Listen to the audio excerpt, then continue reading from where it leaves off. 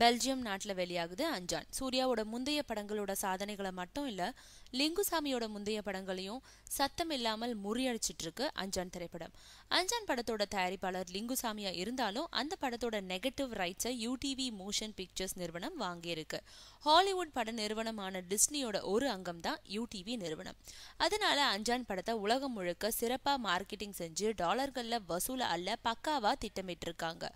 அதுல ஒரு பகுதியா அஞ்சான் படத்துக்கு ஆங்கிலத்துல சப்டைட்டில் தயார் செய்யப்பட்டிருக்கு.